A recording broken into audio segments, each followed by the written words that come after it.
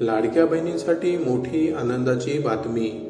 बंद झालेला 1500 रुपयाचा हप्ता पुन्हा सुरू होणार.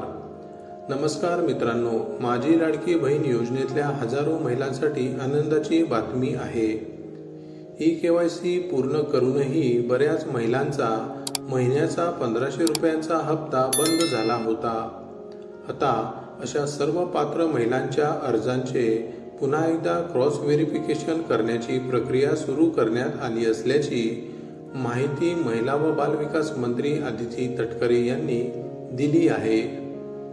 राज्य सरकारने आर्थिकदृष्ट्या दुर्बल कुटुंबातल्या महिलांना आधार देण्यासाठी ही योजना सुरू केली आहे. ज्या कुटुंबांचे वार्षिक उत्पन्न 2.5 लाख रुपयांपेक्षा कमी आहे अशा पात्र महिलांच्या बँक खात्यात महिन्याला 1500 रुपये जमा केले जातात. पण ई-केवायसीतल्या त्रुटी किंवा कागदपत्रांच्या पडताळणीतल्या अडचणींमुळे अनेक महिलांचे हप्ते थांबले होते.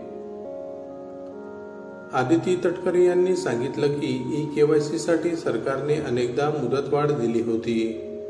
सुरुवातीला 6 महिन्यांची मुदत देण्यात आली आणि नंतर ती 31 डिसेंबर 2025 पर्यंत वाढवण्यात आली.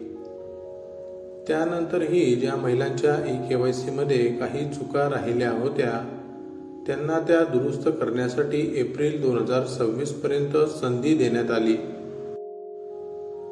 सरकारच्या माहितीनुसार ई-केवायसी न केल्यामुळे 60 लाखांपेक्षा जास्त महिला योजनेबाहेर राहिल्या आहेत. तसेच उत्पन्न मर्यादा ओलांडल्यामुळे 13 ते 14 लाख महिलांना अपात्र ठरवण्यात आलं आहे.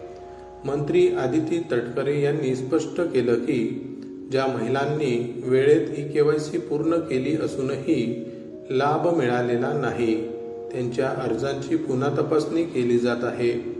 कोणत्याही पात्र महिलेवर अन्याय होऊ दिला जाणार नाही अशी त्यांनी ग्वाही दिली.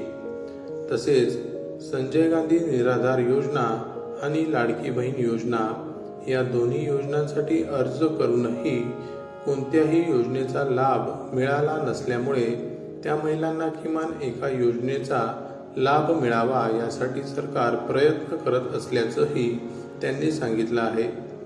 माहिती आवडली असेल तर अवश्य शेअर करा. अशाच प्रकारची नवनवीन सरकारी योजनांची माहिती ऐकण्यासाठी आमच्या चॅनलला अवश्य सबस्क्राईब करा. पुन्हा भेटू अशाच एका नवीन माहितीसह. तोपर्यंत जय महाराष्ट्र.